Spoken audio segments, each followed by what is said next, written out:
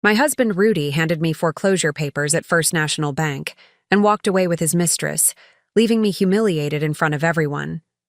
I never went home. When they realized I'd vanished, I was already building a real estate empire in Dubai. 5 years later, I walked back into that same bank as the new owner of their mortgage portfolio, and Rudy's face went white when the manager introduced me as their new boss.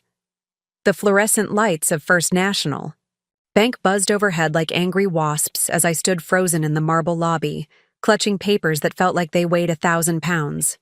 Before we jump back in, tell us where you're tuning in from, and if this story touches you, make sure you're subscribed, because tomorrow I've saved something extra special for you. Foreclosure notice, final demand, immediate eviction required. The words blurred together through the tears I refused to let fall. Not here. Not in front of all these strangers who were pretending not to stare.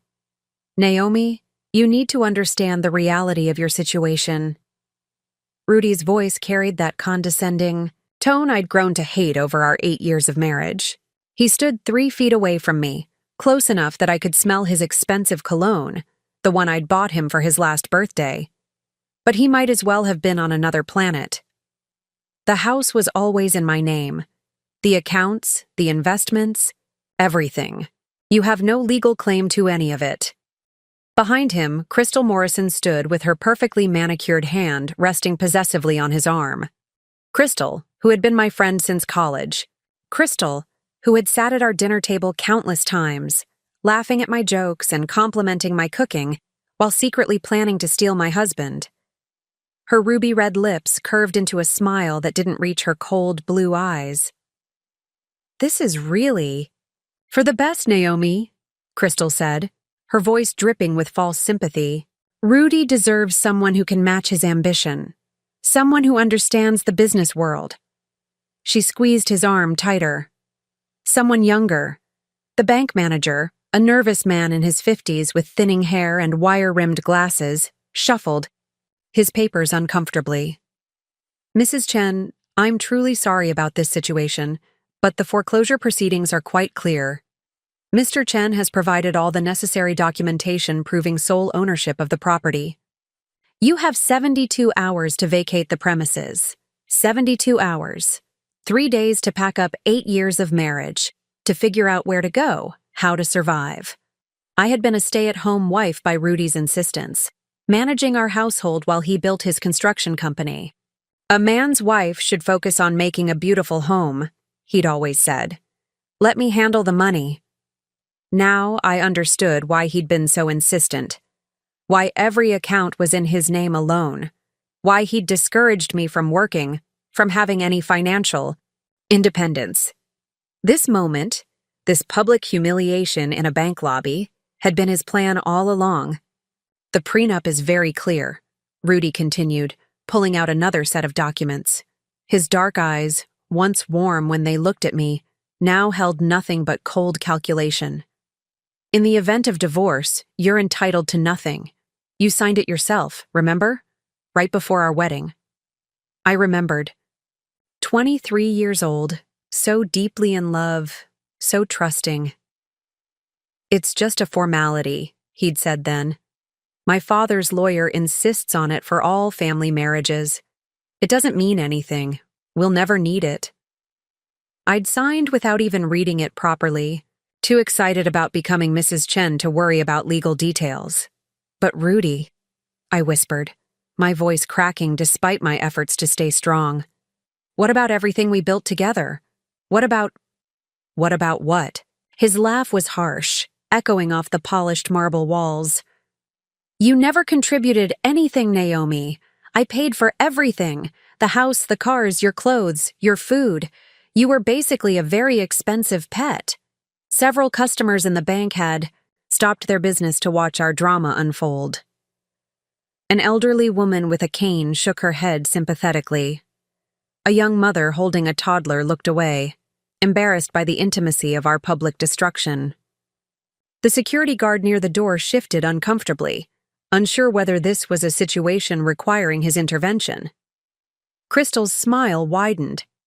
We've actually been together for 3 years now, she said, her voice bright and cheerful, as if she were discussing the weather. Rudy's been so unhappy for so long. We tried to spare your feelings, but honestly, this charade has gone on far enough. 3 years. 3 years of lies while I'd prepared his meals, organized his social events, supported his business ventures. 3 years of Crystal coming to our house for dinner parties, helping me cook, listening to me confide my dreams of having children, of growing old with Rudy, all while she was warming his bed and planning my destruction. I've already moved my things into the house, Crystal continued. My decorator is coming next week to make some changes. That wallpaper in the master bedroom has got to go. So outdated. She wrinkled her nose. The whole place needs a woman's touch. A sophisticated woman's touch. The bank manager cleared his throat. Perhaps we could discuss this more privately. We have conference rooms available. No need, Rudy interrupted. Naomi understands the situation perfectly. Don't you, sweetheart? The endearment sounded like poison on his lips. You're a smart girl. You'll figure something out. I looked around the bank lobby, at the marble columns and brass fixtures, at the security cameras recording every moment of my humiliation. Somewhere in my mind, a voice I hadn't heard in years, my grandmother's voice, whispered the words she'd repeated throughout my childhood. When someone shows you who they really are, believe them the first time. I need to use the restroom, I said quietly, clutching the foreclosure papers to my chest. Rudy waved his hand dismissively. Take all the time you need. We have dinner reservations at 8.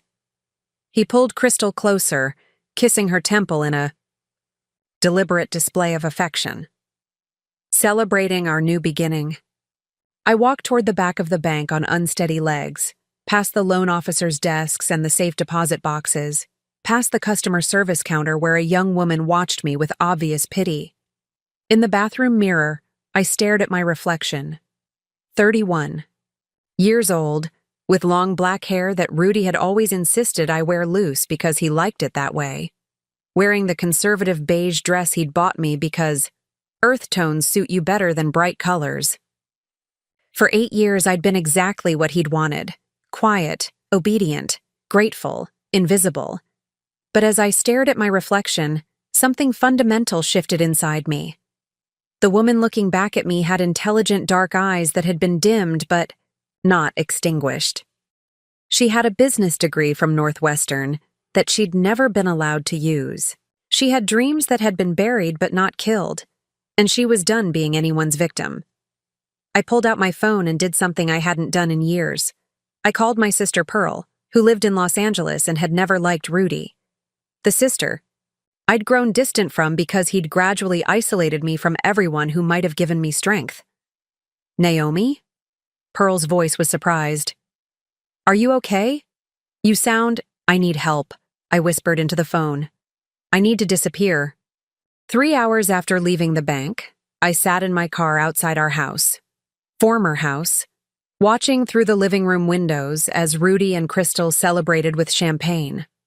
They'd moved fast. Too fast. Something about their casual cruelty, their perfectly timed arrival at the bank felt orchestrated. I pulled out my phone and did something I'd never done before. I accessed our joint email account. What I found there destroyed what remained of my naive belief that this betrayal was recent. The email thread stretched back 4 years, not 3, as Crystal had claimed.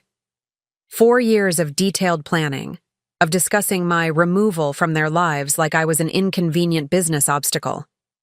I scrolled through message after message, each one a knife to whatever remained of my heart. From crystalm.realtoregmail.com, rudichin.constructionegmail.com. Date: March 15th, 2019. Subject: The plan. Baby, I found the perfect foreclosure lawyer. Henderson and Associates specialize in spousal asset protection. They can structure everything so she gets nothing. My real estate license gives me access to property records. I can make sure any assets are properly hidden before you file. From rudikin.construction@gmail.com to kristelm.realtor@gmail.com. Date, March 16th, 2019. Subject, the plan. Preparing and narrating this story took us a lot of time, so if you are enjoying it, subscribe to our channel. It means a lot to us. Now back to the story. Brilliant. I knew dating a realtor would pay off. What about the house? From kristelm.realtor@gmail.com. rudikin.construction@gmail.com. Date, March 16th, 2019. Subject, the plan, already handled. I'll buy it through my LLC, then sell it back to you for $1. She'll never trace it. Your construction company. Profits are being funneled through 3 shell companies I set up. On paper, you'll look practically bankrupt when the divorce happens. My hands shook as I continued reading. Every detail of my destruction had been planned with business-like precision.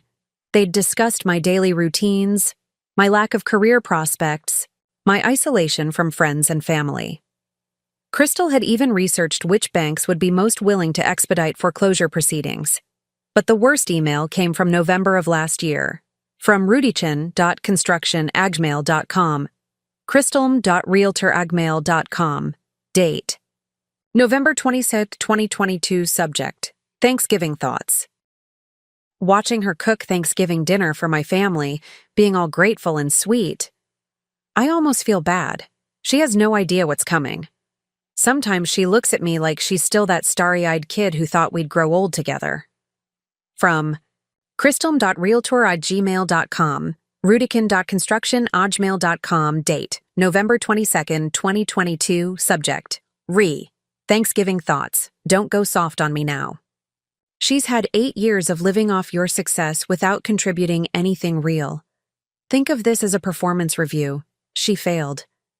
Besides, I've already put deposits down on the Caribbean cruise for Christmas and the renovation contractors for January. No turning back now. P.S. Her sister Pearl called her 3 times today. Naomi didn't answer because she was too busy playing housewife. Perfect example of why she deserves this. I stopped breathing. Pearl had called me 3 times? I'd never received those calls. I checked my phone settings and found what I was looking for. Call forwarding. Rudy had somehow activated call forwarding on my phone, redirecting calls from my family to a number I didn't recognize. How long had I been cut off from my own sister without knowing it? My fingers flew over the phone screen, checking my social media accounts. Every single one had been deactivated. My LinkedIn, my Facebook, my Instagram, all gone. When had this happened? How had I not noticed? But I knew how. Rudy had been so subtle, so gradual in his isolation techniques. Social media is such a waste of time, babe. You're too smart for that stuff. Your sister always fills your head with career nonsense. Why don't you turn off your phone during family time? That college friend of yours is so negative. Maybe take a break from those calls? I thought he wanted to protect our relationship. In reality, he'd been systematically severing every connection that might have given me strength or support when this moment arrived. I found more evidence in his calendar app, which I'd always had access to as the family organizer. Dinner dates. With Crystal going back 3 years, listed as client meetings. Weekend trips marked as construction site visits that I now realized were romantic getaways. Even our anniversary dinner last month, he'd left halfway through, claiming an emergency at the office. The calendar showed the truth. C's birthday celebration. He'd left our anniversary dinner to celebrate Crystal's birthday. The most damning evidence was in his photo album. Pictures of them together in our bedroom, in our kitchen, on our vacation to Hawaii that he'd claimed was a business trip. Crystal wearing my jewelry, sleeping in my bed, cooking at my stove. In one photo, she was holding up my grandmother's china tea set, the one inheritance I'd managed to keep when my grandmother died, with a caption, "Can't wait to finally get rid of this old lady junk." My grandmother's tea set. The only thing I had left of her. The woman who'd raised me after my parents died. Crystal knew exactly what it meant to me because I'd told her the story dozens of times, showing her the delicate hand-painted flowers, explaining how my grandmother had saved for months to buy it as a young bride. But there was something else in these photos that made my blood run cold. They weren't just documenting their affair. They were cataloging our house, our possessions, our life. Crystal had taken photos of every room, every valuable item, every piece of furniture. She'd been conducting a thorough inventory, planning exactly what she wanted to keep and what she'd throw away, including me. I found a voice memo on his phone, accidentally recorded during one of their conversations. Crystal's voice. "The foreclosure notice should be delivered tomorrow. I've arranged for us to be at the bank at the same time. Make it look coincidental." Rudy's voice. "And if she breaks down, starts crying or making a scene?" Crystal's voice. "Let her. The more pathetic she looks, the better. I want everyone in that bank to see what a weak, dependent woman looks like. It'll make our relationship look even stronger by comparison." Rudy's voice. "Sometimes I think you're scarier than I am." Crystal's voice. "That's why we make such a good team. You handle the business side. I handle the emotional warfare." Emotional warfare. That's what they called the systematic destruction of my life. I sat in my car outside the house where I'd lived for 8 years, watching my husband and his mistress toast their victory through the window. But something had changed in those few hours since the bank. The crushing devastation was transforming into something else. A cold, calculating fury that felt nothing like the gentle, accommodating woman I'd been trained to be. They'd planned this destruction with business-like precision, thinking I was too broken, too isolated, too dependent to fight back. They were about to learn how wrong they were. I pulled up my banking app and checked our joint savings account. Empty, of course, but they'd made one crucial mistake. In all their careful planning, they'd forgotten about the account my grandmother had set up for me before she died. The one she'd insisted I keep secret for emergencies. The one I'd never told Rudy about because she'd made me promise to never trust anyone completely with my financial independence. "Men can be wonderful, darling," she'd whispered on her deathbed. "But a woman should always have her own escape route. $47,000. Enough to disappear. Enough to start over. Enough to become someone they'd never see coming." I drove to Pearl's apartment that night with nothing but the clothes on my back and the devastating knowledge of how thoroughly I'd been played. My sister opened the door in pajamas, took one look at my face, and pulled me inside without a single question. She made tea while I sat at her kitchen table, staring at the evidence on my phone screen, trying to process the magnitude of the deception. "How long have you known?" I asked when she finally sat down across from me, Pearl's dark eyes filled with pain. "Known what exactly?" "That I was disappearing, that my calls weren't going through, that something was wrong." She wrapped her hands around her mug, choosing her words carefully. "I've been trying to reach you for 6 months, Naomi. Your phone always went straight to voicemail, but not your regular voicemail, some generic automated message. When I called your house line, Rudy would answer and say you were sleeping or out with friends, but he'd forget to give you the messages." "What friends?" The bitter laugh escaped before I could stop it. "I don't have any friends anymore. He made sure of that." "I know." Pearl's voice was gentle but firm. "I drove to your house twice. Rudy met me at the door both times, said you weren't feeling well, that you'd call me later. You never did. I started to think—" She paused, struggling with the words. "I started to think maybe you'd chosen him over your family completely." The room felt like it was tilting. "What do you mean twice?" "Last Christmas, when Mom and Dad's anniversary was coming up. I wanted to visit their graves together like we always do. And then again in March, when I got the promotion at the marketing firm. I was so excited to tell you. I even brought champagne. I had no memory of Pearl coming to the house. None. which meant either I'd been drugged or, what time of day? Did you come? Both times around 2 in the afternoon, weekdays. I took time off work. My blood went cold. At 2 p.m. on weekdays, I was always at the gym. Rudy knew my schedule perfectly. He'd insisted on it. Routine is important for a marriage, he'd always said. I like knowing where my wife is. Now I understood why. He'd been intercepting my sister while I was conveniently out of the house. Pearl, I never knew you came. I've been waiting for you to call me back for months. I thought you were angry about something. My sister's face crumpled. I thought you'd become one of those women who disappears into her marriage. I was hurt, but I kept trying because... She reached across the table and grabbed my hand. Because something felt wrong. Your Christmas card last year. Do you remember what you wrote? I shook my head. You wrote, Rudy, and I hope you have a wonderful holiday season. Not we hope or I hope, Rudy and I. Like you were speaking for him instead of yourself. It didn't sound like you. She was right. It didn't sound like me because I hadn't written it. Rudy had dictated what to write in all our holiday cards, our thank you notes, our birthday wishes. Keep it simple, he'd always said. You tend to ramble when you write. The pieces were falling into place with sickening clarity. I pulled out my phone and showed Pearl the emails I'd found.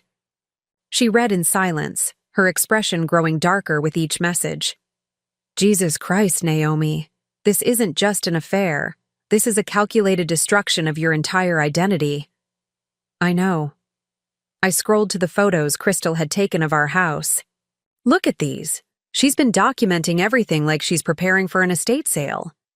Pearl studied the images, her marketing background making her naturally analytical. These aren't random photos. Look at the angles, the composition. She's been creating a professional inventory. She paused on one image. Wait, is that your grandmother's tea set? She wants to throw it away, called it old lady junk. Over my dead body. Pearl's voice turned fierce. That tea set is the only thing we have left of Grandma Rose. She saved for 6 months to buy it when she was 19, working double shifts at the diner. I know. I told Crystal that story myself, thinking I was sharing family history with a friend. Pearl set down the phone and looked at me with laser focus. Naomi, I need you to think carefully. When did this isolation really start? Because this level of manipulation doesn't happen overnight. I closed my eyes, forcing myself to remember. The job thing started about 2 years into our marriage. I was working at Morrison & Associates. Wait. Pearl held up her hand. Morrison & Associates. Is that related to Crystal Morrison? The connection hit me like a physical blow. Her father owns Morrison & Associates. That's where I was working when Rudy convinced me to quit. He convinced you to quit working for your future mistress's father? The timeline crystallized with horrible clarity. I'd met Crystal through work. She was the boss's daughter who occasionally came to office events. She'd been friendly, asking about my marriage, my plans for children, my relationship with Rudy's family. I'd thought she was just making conversation. She was gathering intelligence, I whispered. From the very beginning. Learning my weaknesses, my insecurities, my dependencies. Pearl nodded grimly. And once she had enough information, Rudy started the campaign to get you to quit, remove you from the one place where you had professional identity and income.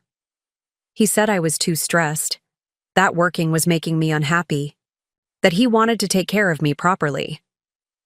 I remembered how romantic it had seemed at the time, a husband who wanted to cherish and protect his wife. I thought it was love. It was ownership. I pulled up more emails, finding a thread between Rudy and Crystal from 3 years ago titled Phase 2. From crystalm.realtorajmail.com to rudichin.construction@gmail.com. Date, April 3, 2021. Subject, Phase 2, Social Isolation. Now that she's not working, We need to separate her from her support network. I'll start canceling plans with her friends when you're busy and need her home. Make her feel guilty for having a social life while you're working so hard to support her. From rudikin.constructionagmail.com to kristalm.realtoragmail.com. Date, April 3rd, 2021. Subject, RE, Phase 2, Social Isolation. Already started.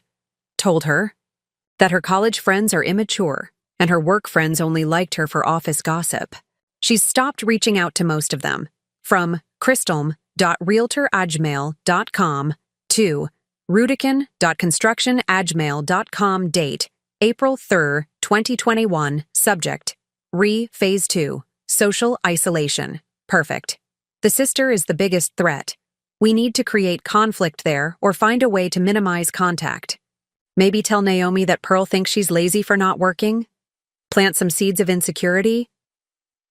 They orchestrated everything, I said, showing Pearl the screen. Every fight we had, every moment of self-doubt, every time I chose staying home over seeing friends, it was all planned.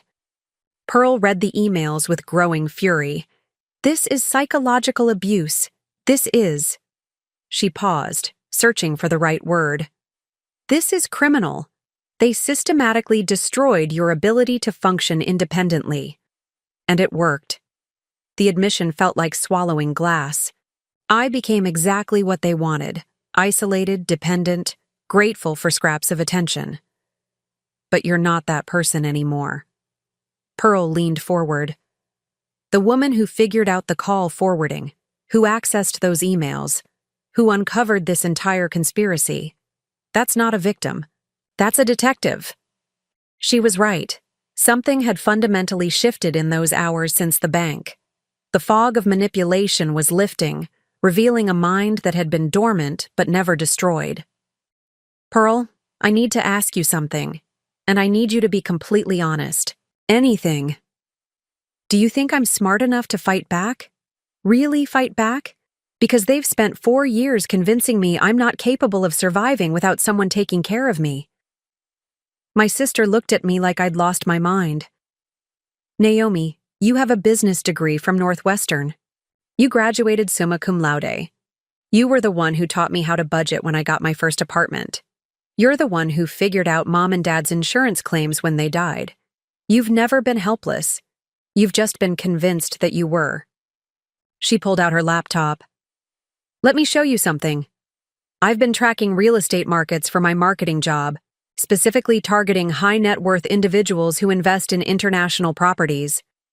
The screen filled with charts and graphs, showing property values, investment trends, and market predictions. There's a massive opportunity developing in Dubai's real estate market. New regulations are making it easier for foreign investors, and the market is about to explode. But it requires someone who understands both American investment law and international property management. I stared at the data, feeling neurons firing that hadn't been active in years. The profit margins are incredible. 20 to 30% returns in the first year alone, if you know what you're doing. Pearl met my eyes. And you know what you're doing. You just need to remember that you know. For the first time in 4 years, I felt something stirring. In my chest that wasn't fear or shame or confusion. It was ambition. The next morning, I did something I hadn't done in years. I put on my sharpest business attire and walked into Morrison & Associates like I belonged there. Crystal's father, Richard Morrison, greeted me with surprised warmth in his corner office overlooking downtown Chicago's financial district. Naomi Chen, what a pleasant surprise. It's been, 6 years since you left us? His silver-haired authority commanded respect throughout the city's real estate circles. I always wondered what happened to one of our brightest analysts. I got married, I said simply, settling into the leather chair across from his mahogany desk. But I'm considering returning to the workforce, and I wanted to speak with you about the current market. What Richard didn't know was that I had an ulterior motive. Crystal had been sloppy in some of her emails, mentioning Dad's client connections. and leveraging Morrison contacts for her shell company operations. I needed to understand exactly how deep this conspiracy went. You picked an interesting time to return, Richard said, pulling up market reports on his computer. The mortgage industry is experiencing some unusual fluctuations. Several local banks are over-leveraged on construction loans, particularly First National. My pulse quickened. First National, the same bank where Rudy and Crystal had orchestrated my humiliation yesterday. What kind of troubles? They've been approving high-risk construction loans with insufficient collateral. Someone's been feeding them falsified financial statements and property valuations. He leaned back in his chair. The State Banking Commission is launching an investigation next month. I kept my expression neutral despite the racing thoughts. That sounds serious. It is. Whoever's been manipulating these loan approvals could face federal charges: wire fraud, bank fraud, conspiracy. Richard's eyes sharpened. Why the sudden interest in banking regulations? I'm considering real estate investment. I want to understand the risks. I paused, then took a calculated gamble. Richard, can I ask you something confidential? About Crystal? His expression immediately became guarded. What about Crystal? Has she been using Morrison Associates' name or connections for her personal real estate transactions? Because I've heard some concerning rumors. Richard was quiet for a long moment, studying me with the sharp eyes that had built his empire. Naomi, what exactly do you know? I know that your daughter has been involved in some questionable property deals. And I know that several of them connect to my husband's construction company and First National Bank. Jesus Christ. Richard rubbed his forehead. I was afraid of this. You knew? I suspected. Crystal has been requesting client lists, asking about our high net worth contacts, wanting access to our property valuation software. When I questioned her about it, she said she was building her own client base. He pulled out a thick folder from his desk drawer. But then I started noticing some irregularities. The folder contained property records, loan applications, and financial statements. As I reviewed them, a pattern emerged that made my blood run cold. Crystal hadn't just been planning my destruction. She'd been running a sophisticated fraud. Operation targeting multiple couples. Look at this, Richard said, pointing to a series of transactions. 5 different properties. All purchased by shell companies Crystal created, all with mortgage applications containing falsified financial information. The pattern is always the same. Married couple, one spouse with limited financial knowledge, sudden foreclosure, property transferred to Crystal's companies at below-market prices. She's done this before? At least 4 other times that I can prove, always targeting women who were financially dependent on their husbands. She and her associates would systematically isolate the wives, manipulate the husbands, then execute coordinated foreclosures. My hands trembled as I read the files. Sarah and Michael Thompson, divorced after foreclosure. Sarah disappeared. Last known address, a homeless shelter. Jennifer and Denver Walsh. Jennifer found dead in her car 3 months after losing their house, ruled suicide. Ava Martinez, still missing after her husband left her at their bank with foreclosure papers. Ava Martinez, I whispered. When? 2 years ago. Denver Walsh was her husband. The police investigation went nowhere because technically no laws were broken. The foreclosure was legal. The husband had every right to divorce her and keep the assets. The names hit me like physical blows. Denver, one of the male names from my preferred list, but this was real. These were real women who had suffered the same systematic destruction I was experiencing. Richard, I need to know, are you involved in this? His face went pale. God, no. Naomi, when I realized what Crystal was doing, I cut off her access to our systems. But she'd already copied enough client information to last years. I should have reported her to the authorities, but she's my daughter. I thought I could handle it privately. By handle it privately, you mean what? I've been documenting everything, building a case. I was planning to confront her next week, give her a chance to make restitution before I turned the evidence over to the FBI. I stared at him. The FBI? Naomi, this isn't just real estate fraud. Crystal and her associates have been systematically targeting vulnerable women, destroying their lives, and profiting from their misery. This is organized crime. The room felt like it was spinning. I wasn't just dealing with a cheating husband and his mistress. I was up against a criminal organization that had perfected the art of destroying women like me. Who else is involved? Richard hesitated, then pulled out another file.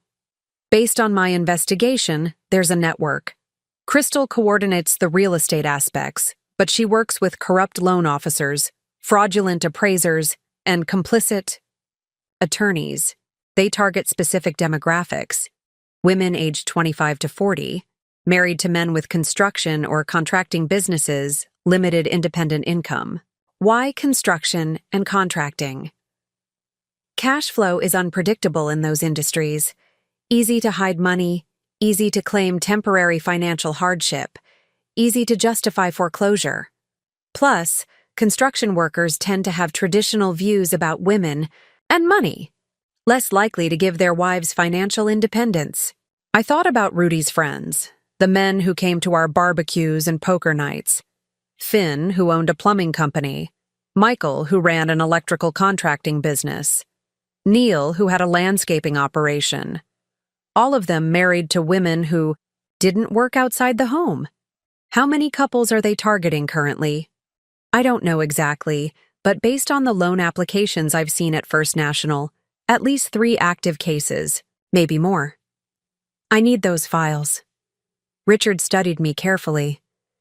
Naomi, what are you planning? I'm planning to stop them. This is dangerous. These people have destroyed lives, possibly killed people. You should go to the police with what you know? With what evidence? Everything you've shown me is circumstantial. And by the time the police investigate, how many more women will disappear like Eva Martinez? I stood up, decision crystallizing. Richard, I need a favor. A big one. What kind of favor? I need you to hire me back, officially, with full access to your international property databases and your connections in overseas markets. Naomi, they think I'm broken. They think I'm helpless. They've spent 4 years convincing me that I'm nothing without Rudy. I met his eyes with steel I didn't know I possessed. I'm going to use their underestimation of me to destroy them, but I need legitimate business credentials to do it. Richard was quiet for a long moment. What you're proposing sounds like vigilante justice. What I'm proposing is using their own tactics against them. They destroy women through financial manipulation and social isolation. I'm going to beat them at their own game. And if they figure out what you're doing? I thought about Jennifer Martinez, found dead in her car.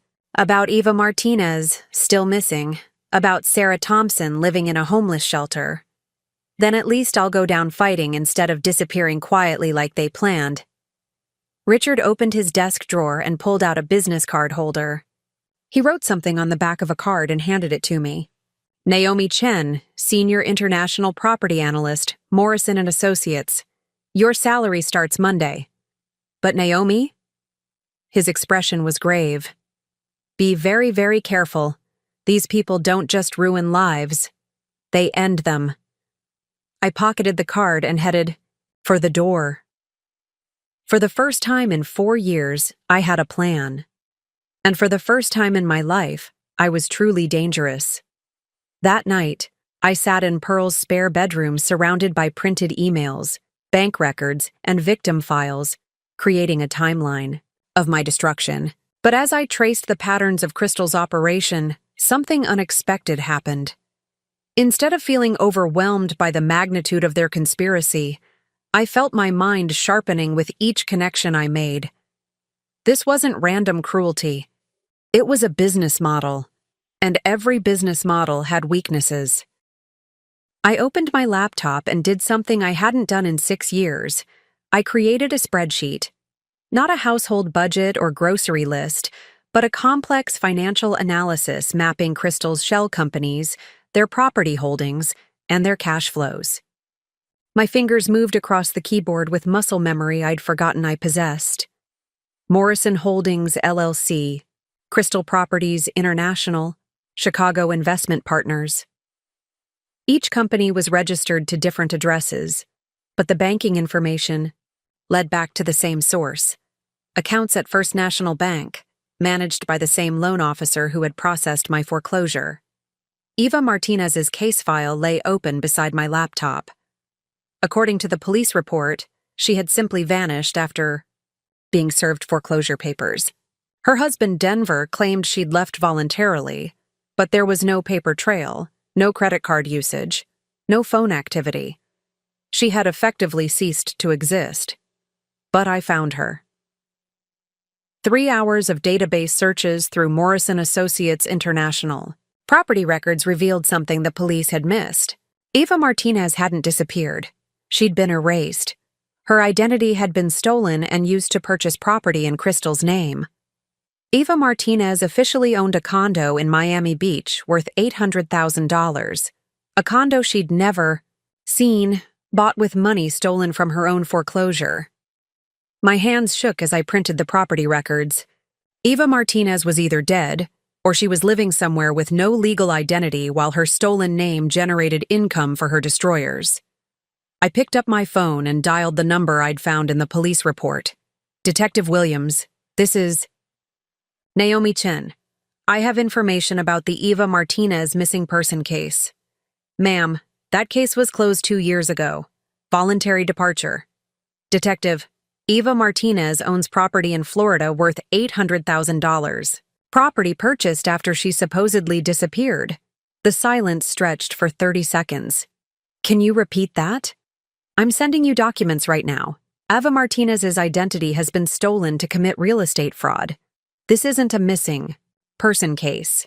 It's identity theft and possibly murder. Mrs. Chen, how did you obtain these property records? I work for Morrison Associates. I have legitimate access to these databases. The lie came smoothly. Technically, I would start working there Monday. Detective, there are at least 4 other women who've suffered the same pattern. This is organized crime. I'll need to see everything you have. I looked at the files spread across Pearl's dining table. Evidence of a criminal conspiracy that had destroyed multiple families. Evidence that could bring down Crystal's entire operation. Detective, I'll cooperate fully, but I need a guarantee. These people are dangerous. If they realize I'm gathering evidence against them. Mrs. Chen, are you in immediate danger? I thought about Jennifer Martinez, found dead 3 months after her foreclosure. Possibly. My husband is involved with Crystal Morrison. They just foreclosed on my house using the same pattern as the other victims. Where are you now? Safe location. But detective, I don't want protection.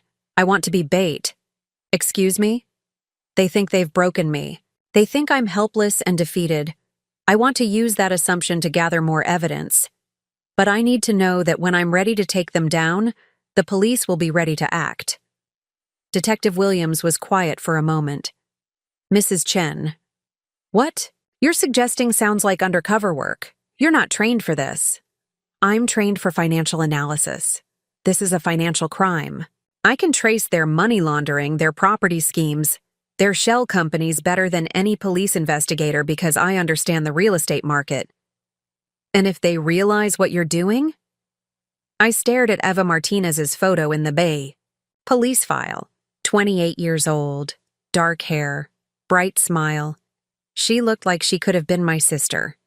Then at least someone will know the truth about what happened to these women. Mrs. Chen, I can't officially sanction civilian involvement in an active investigation. But unofficially? Another long pause. Unofficially, if you happen to discover additional evidence of criminal activity in the course of your legitimate employment, and if you happen to share that information with law enforcement, we would be grateful for your civic cooperation. Detective, I need to ask you something personal. Do you have a wife? Daughters? Both. Then you understand why I can't just disappear quietly and let them move on to the next victim. I understand. But Mrs. Chen, promise me something. The moment you feel unsafe, the moment anything seems wrong, you contact me immediately. I promise. After I hung up, I sat staring at my reflection in Pearl's darkened window. For 8 years, I'd been trained to be small, quiet, grateful, and invisible. But the woman looking back at me now had eyes that burned with purpose. Crystal and Rudy had made one critical miscalculation in their systematic destruction of my identity. They had assumed that dependency was the same thing as incapability. They had confused compliance with weakness. They were about to learn the difference. I opened my laptop and began typing. Phase 1. Establish new identity. Return to Morrison Associates. As legitimate employee, rebuild professional network and credentials. Document all current criminal activities. Phase 2. Infiltrate their operation. Gain Crystal's trust by appearing defeated. Access their financial records and client lists. Identify current victims and prevent future targeting. Phase 3. Systematic destruction. Expose all criminal activities to authorities. Ensure asset recovery for previous victims. Destroy their ability to harm anyone else. I paused, then added one final line. Phase 4. Personal justice. Acquire their assets through legal means. Ensure they lose everything they stole from others. Watch them experience the helplessness they inflicted. For the first time in 4 years, I smiled with genuine joy. The hunt was about to begin. Monday morning arrived gray and drizzling, perfect weather for invisibility. I stood outside Morrison & Associates at 7 a.m., watching through the glass lobby as Crystal arrived for what I'd learned was her weekly breakfast meeting with her father. She looked radiant, carrying herself with the confidence of someone who believed she'd just executed the perfect crime. I waited until she entered the elevator, then slipped through the side entrance using the employee keycard Richard had given me. My new office was on the 3rd floor, small, but with access to all the international property databases I'd need. More importantly, it had a clear view of the conference room where Crystal conducted her weekly progress reports. The morning was spent establishing my cover story. I called potential clients, researched legitimate investment opportunities, and created the appearance of a woman desperately trying to rebuild her career after a devastating divorce. Anyone monitoring my activities would see exactly what Crystal and Rudy expected: a broken woman grasping for financial independence.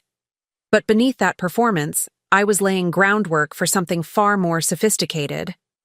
At lunch, I drove to a small internet cafe in Chinatown and accessed encrypted email accounts I'd created using Eva Martinez's research techniques. The missing woman had been more resourceful than anyone realized. Her social media profiles contained subtle breadcrumbs leading to hidden forums where financial abuse victims shared survival strategies. Protected Woman 47. Ladies, I'm beginning to gather evidence against a group that's targeting women like us. If you've experienced sudden foreclosure combined with spousal abandonment in the Chicago area, please contact me privately. We're stronger together. Within hours, I had responses from 12 women. Sarah Thompson, who I'd thought was homeless, was actually living under an assumed name in Milwaukee, working as a hotel night clerk and slowly rebuilding her life. Jennifer Martinez wasn't dead. She'd faked her suicide and was hiding in Phoenix, terrified to use her real identity. Most shocking was a message from Eva Martinez herself. Rising from Ashes 2024. Naomi Chen? They think I'm dead.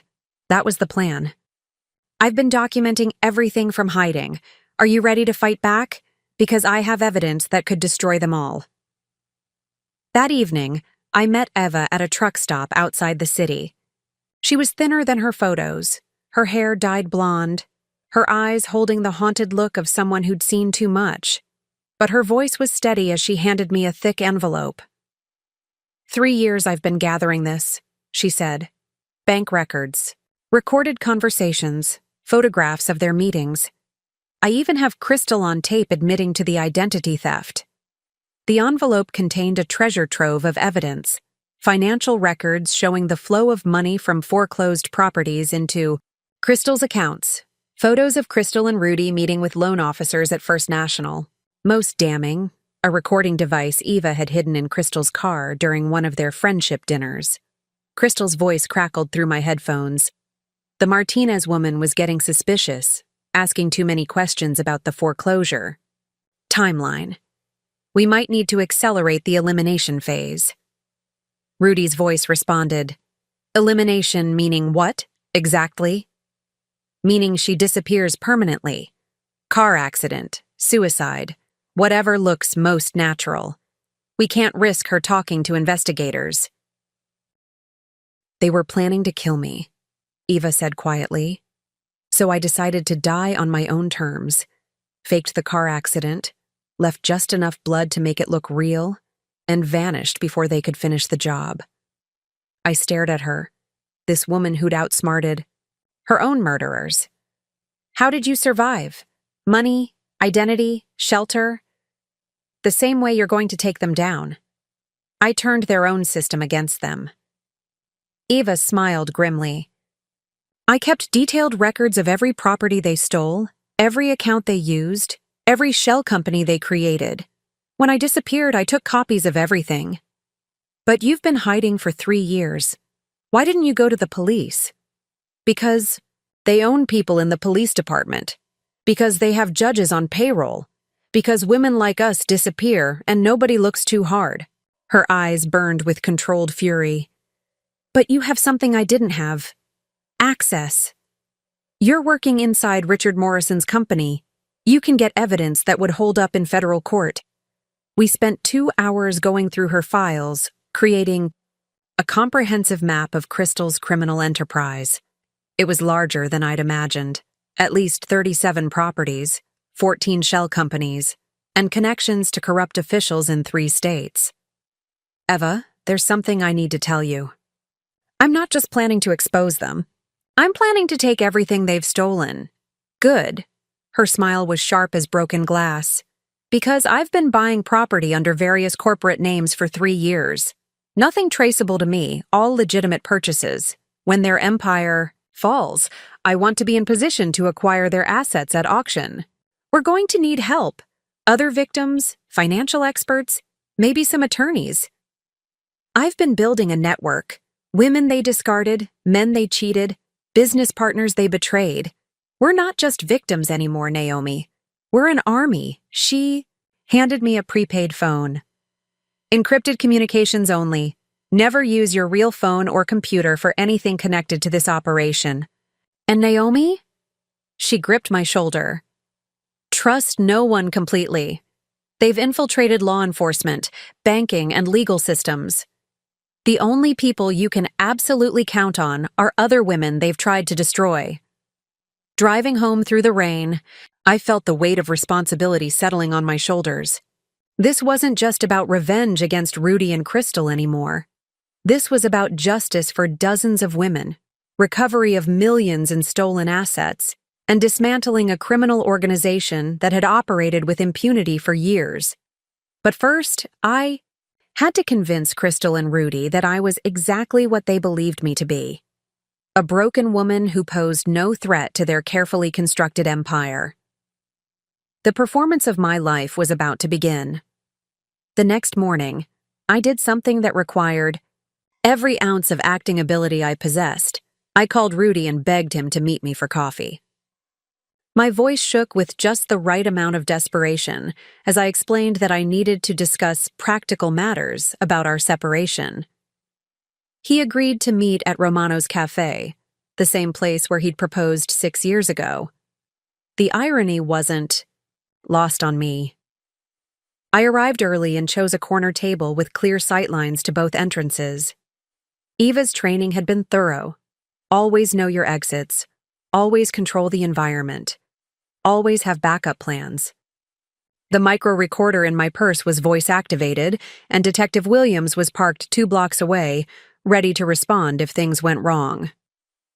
Rudy walked in 15 minutes late, wearing the navy suit I'd bought him for his birthday. He looked confident, relaxed, like a man who'd successfully disposed of an inconvenient problem. He slid into the seat across from me with the casual arrogance I'd once mistaken for charm. "You look terrible," he said by way of greeting. "Are you sleeping?" "Not much." I let my voice waver. "Rudy, I don't understand what happened. 3 days ago we were married, and now I have nothing. No home, no money, no future. How did everything fall apart so quickly?" His expression softened slightly, and I saw a flicker of what might have been guilt. Good. Guilt could be weaponized. "Naomi, we both know this marriage has been over for a long time. We just weren't honest about it. But I love you." The words tasted like poison, but they had the desired effect. Rudy's shoulders relaxed as his ego absorbed the confirmation that he was still the center of my universe. "I know you do. And I care about you too, which is why I want to make this transition as easy as possible." He reached across the table and patted my hand like he was comforting a child. "Crystal and I have been talking, and we want to help you. Get back on your feet." "Crystal wants to help me?" I infused my voice with pathetic hope. "She feels bad about how everything happened. The timing, the public nature of it. She suggested that maybe we could work out some kind of arrangement to help you transition to independence." I blinked back tears I didn't have to fake. Not tears of sadness, but tears of rage at his patronizing tone. "What kind of arrangement?" "Well, Crystal has connections in the real estate industry. She might be able to find you some administrative work, something entry-level to help you build experience." The audacity was breathtaking. Crystal wanted to offer me a job working for the woman who'd orchestrated my destruction, but I forced gratitude into my expression. That's so generous of her. I was so worried about how I'd survive on my own. "You won't have to survive on your own. We'll take care of you. Make sure you land somewhere safe." Rudy's voice carried the condescending kindness of someone addressing a wounded animal. "Why don't you come to dinner tomorrow night? Crystal's cooking, and we can discuss the details. Dinner at my former house, prepared by my replacement, to discuss my future employment with my destroyers." The psychological torture was masterful. "Are you sure Crystal won't mind? I mean, this must be awkward for her too. Crystal's a very understanding woman. She knows that our marriage ending isn't really anyone's fault. Sometimes people just grow apart." I nodded eagerly, playing the grateful victim accepting scraps from her betters. Inside, I was cataloging every word for the recording device, every condescending gesture for the testimony I'd eventually give. "Rudy, can I ask you something? And please be honest." "Of course. How long have you been unhappy?" "Because I keep going over everything in my mind, trying to figure out where I went wrong." His expression became thoughtful, almost philosophical. "You didn't go wrong exactly. You just stayed the same while I outgrew you. When we met, you were perfect for who I was then, but successful men need partners who can match their evolution." "What do you mean?" "Crystal understands business. She has her own career, her own ambitions. She challenges me intellectually in ways that—" He paused, searching for diplomatic phrasing. "In ways that you never could." "Because I'm not smart enough?" "It's not about intelligence, Naomi. It's about sophistication, about understanding how the world really works." He leaned forward, warming to his theme. "You've always been sheltered, protected. Crystal operates in the real world where success requires making hard choices. Hard choices like what? Like recognizing when something isn't working and having the courage to change it. Like being strategic about relationships and partnerships instead of just hoping everything works out." I absorbed this insight into his worldview, the casual cruelty disguised as pragmatism, the reduction of human relationships to strategic assets. He was telling me exactly how he justified destroying people's lives. "I wish I could be more like Crystal. I said softly. Maybe you can learn. She's offered to mentor you, help you develop some practical skills. Think of this as an opportunity for growth. The recorder was capturing every word of his patronizing offer to let the woman who'd destroyed my life teach me how to be more successful. The evidence would be devastating in court, but more importantly, it confirmed everything Eva had told me about their psychology. They genuinely believed they were superior beings helping inferior people accept their proper place in the world. Their arrogance would be their downfall. Tomorrow night, then? I asked, letting eagerness creep into my voice. 7 o'clock. And Naomi? Try to see this as a new beginning. Sometimes the best thing that can happen to someone is having their old life completely destroyed. It forces you to discover who you really are.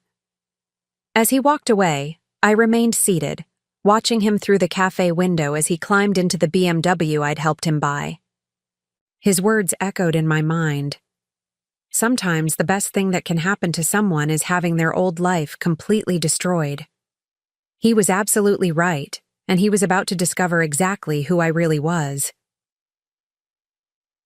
7 o'clock arrived with unseasonable warmth, as if the universe was mocking the chill in my heart. I stood on the porch of what had been my home for 8 years, holding a bottle of wine and wearing the humble expression of a woman grateful for charity. Through the window, I could see Crystal moving around my kitchen with the confidence of ownership, using my grandmother's china to set the table. Rudy opened the door with a smile that didn't reach his eyes.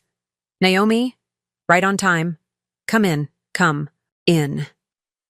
The house felt alien, even though nothing had physically changed.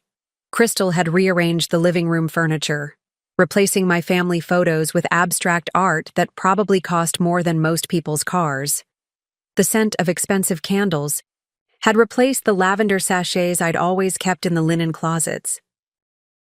I hope you don't mind, but I've made a few updates, Crystal said, emerging from the kitchen wearing my apron. My grandmother's apron that she'd sewn by hand in 1952. The space needed a more sophisticated touch. It looks beautiful, I lied, my fingers unconsciously touching the hidden recorder in my jacket pocket.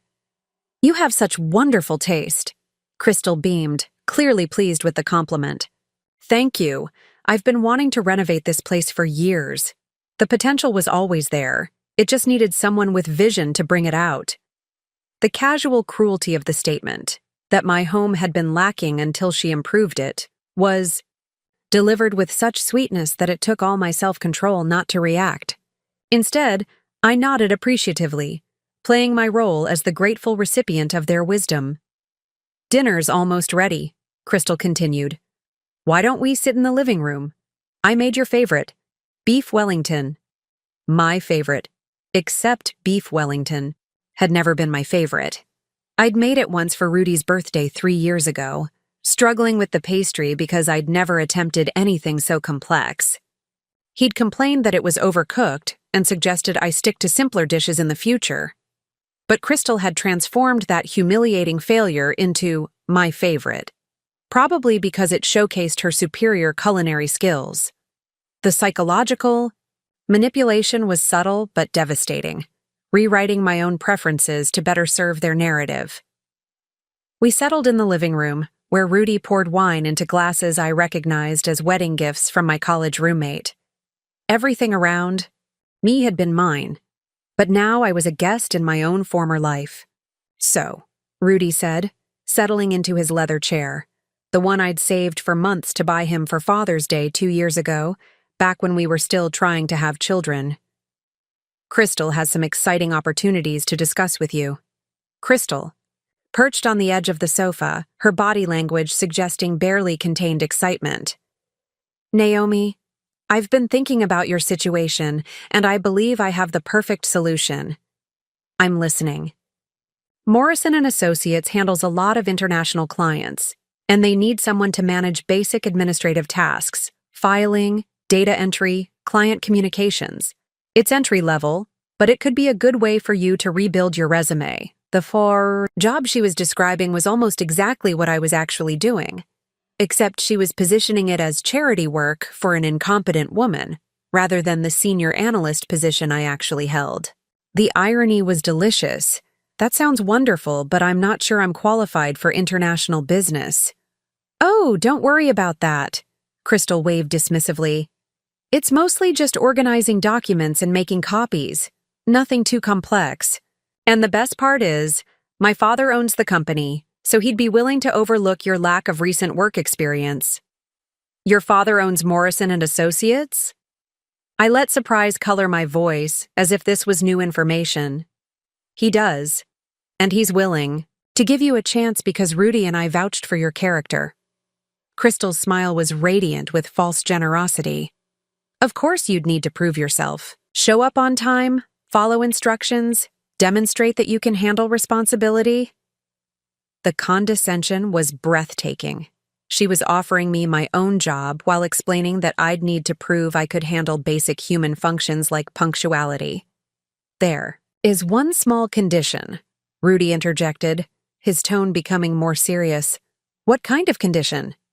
Complete discretion about our personal situation. Crystal's father doesn't need to know about the details of our divorce or the circumstances of your transition. It might reflect poorly on all of us. Translation: don't tell anyone that we destroyed your life and are now magnanimously offering you scraps to survive on. Of course, I would never want to cause problems for either of you. Excellent. Crystal stood up, moving toward the dining room. Now, let's eat before everything gets cold. The dining room table was set with my grandmother's china, the pattern I'd grown up admiring during Sunday dinners. Crystal had even used the good silverware, the set my parents had given us as a wedding gift. Every element of the table setting told the story of my erasure. My belongings now served their celebration. As Crystal brought out the beef Wellington, perfectly golden and clearly expensive, I marveled at the performance. They had invited me to dinner in my former home, served by my replacement, using my possessions, to offer me charity employment while congratulating themselves on their generosity. This looks incredible, I said, accepting a plate from Crystal. You're such an amazing cook. Thank you. I actually took classes at the Culinary Institute last year. I believe in constantly improving myself, learning new skills. The implication was clear, unlike some people who remained stagnant.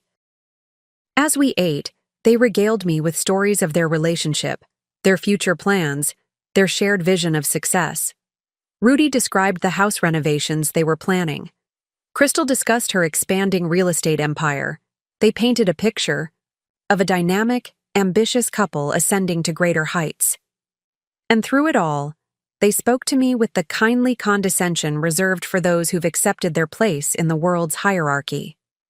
A failed wife gracefully stepping aside for her superior replacement. If only they knew that every word was being recorded, that their victim was actually their hunter, and that the woman sitting at their table was methodically cataloging their weaknesses while planning their destruction. To new beginnings. Rudy raised his wine glass in a toast. To new beginnings, I echoed, meeting their eyes with perfect gratitude. Indeed. The morning after dinner, I walked into Morrison and Associates with a spring in my step that had nothing to do with gratitude and everything to do with the devastating recording device in my purse. Crystal and Rudy had given me exactly what I needed, a full confession of their criminal enterprise delivered with wine and beef Wellington. Richard. Morrison was waiting in his office with coffee and a grim expression. How did it go? I placed the recorder on his desk and pressed play. For the next hour, we listened to Crystal describe her mentorship opportunities for vulnerable women. Rudy explained his philosophy of strategic relationship management, and both of them detail their plans for expanding their operation to other cities. Jesus Christ, Richard whispered when the recording ended. They're not even trying to hide it anymore. They think they're untouchable. They are untouchable, as long as everyone believes their victims are willing participants in their own destruction. I pulled out my laptop and opened the comprehensive file I'd been building. But Richard, there's something else. Something bigger than just real estate fraud. the screen filled with financial data I'd been analyzing for the past week. Shell. Companies, offshore accounts, and investment portfolios that painted a picture of systematic money laundering. They're not just stealing houses. They're running a sophisticated financial crime operation that's generated over $40 million in the past 5 years. I pointed to specific transactions. Look at this pattern. They foreclose on properties, sell them through shell companies, at below-market prices, then immediately flip them for huge profits. The difference goes into offshore accounts. But that's not illegal if the foreclosures are legitimate. Except the foreclosures aren't legitimate. They're based on falsified financial documents, fraudulent loan applications, and manufactured defaults. I pulled up bank records Eva had provided.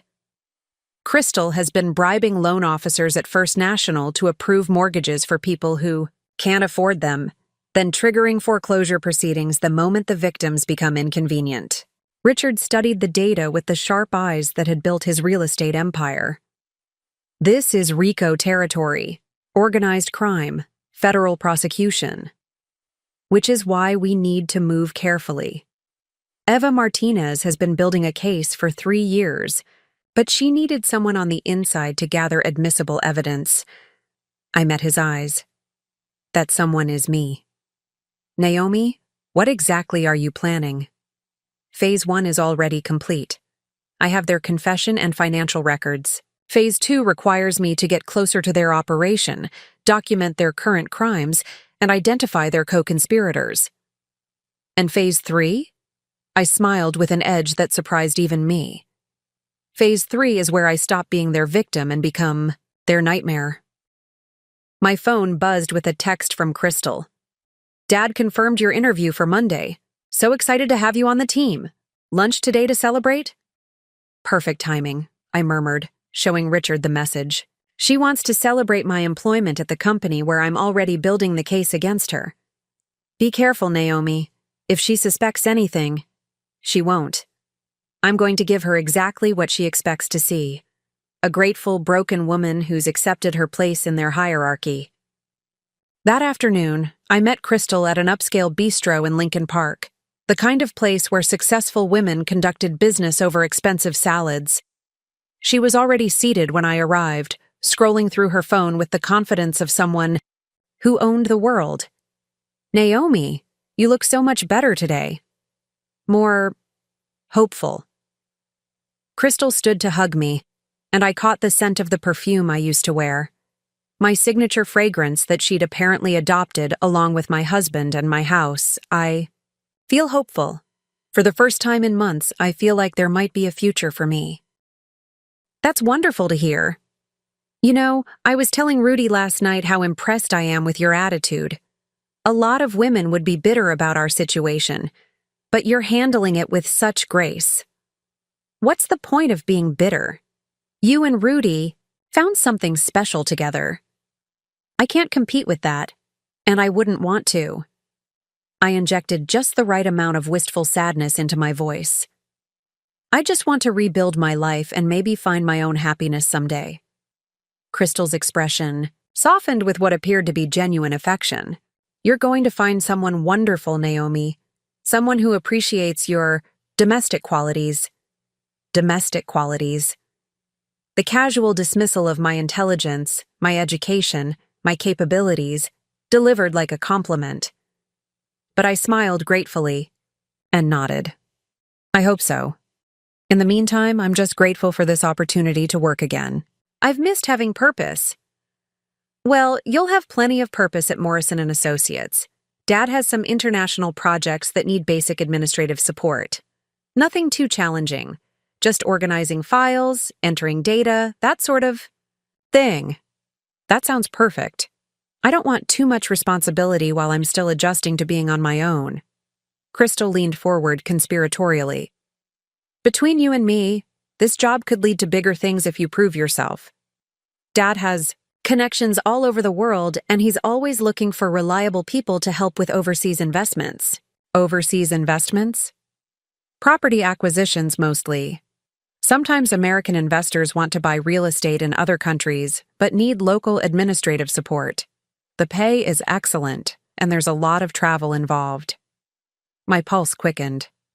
She was describing exactly the kind of international money laundering operation Eva and I had theorized about. Crystal wasn't just offering me a job, she was recruiting me as an unwitting accomplice in their global financial crimes. That sounds amazing. I've always wanted to travel. I thought you might. And the best part is, these overseas positions offer a lot of independence. You could build a whole new life somewhere far from all the memories here. The final piece of their strategy became clear. They weren't just destroying women financially, they were isolating them geographically, sending them overseas where they'd be completely cut off from any support system, completely dependent on Crystal's organization for survival. Crystal, can I ask you something personal? Of course. How do you do it? How do you balance being so successful with being so kind? Most businesswomen I've known are... I paused, as if searching for diplomatic phrasing. Less generous with their time and energy. Crystal's smile became radiant. You know what? I believe in sisterhood. I believe in lifting other women up instead of tearing them down. She reached across the table and squeezed my hand. We have to support each other, especially when life gets difficult. The words were delivered with such apparent sincerity that I almost admired the performance. Crystal had perfected the art of weaponizing female solidarity, using the language of empowerment to destroy the very women she claimed to support. Thank you, I whispered, letting my voice crack slightly. I don't know what I would have done without your kindness. That's what friends are for. As I drove home, Crystal's final words echoed in my mind. Friends. She genuinely believed that destroying my life and offering me the pieces back as charity made us friends. Eva was right. These people didn't just lack empathy, they had rewritten the definitions of friendship, kindness, and sisterhood to justify their cruelty. But they had also made a critical error. In their arrogance, they had invited their primary target into the heart of their operation. The hunter was now inside the den. My first official day at Morrison & Associates began with Crystal personally escorting me to what she called the International filing room, a windowless office in the basement filled with bankers' boxes and outdated computer equipment. The symbolism wasn't lost on me. They had literally put me in the basement, surrounded by the detritus of other people's financial lives. This is where you'll be working, Crystal announced cheerfully, gesturing to a metal desk that looked like it belonged in a 1980s government office. Don't worry about the location. Some of our most important work happens down here, away from distractions. Translation. Away from witnesses. It's perfect, I said, settling into the uncomfortable chair and surveying my new domain. Quiet and private. I work better without a lot of people around. Exactly what I hoped you'd say. Now, your first project is organizing these client files. She indicated a stack of boxes that reached nearly to the ceiling. They need to be sorted chronologically, then entered into our database. Think you can handle that? I nodded eagerly, and Crystal handed me a thick manila folder. These are the data entry guidelines. Follow them exactly. No creativity, no interpretation, just precise adherence to the format. After she left, I opened the first box and immediately understood why they'd been so insistent about exact adherence to format. These weren't random client files. They were detailed records of every property theft Crystal's organization had committed over the past 8 years. Sarah Thompson's file contained her original mortgage application, her husband's business records, bank statements showing the systematic draining of their joint accounts, and finally, the foreclosure documents that had destroyed her life.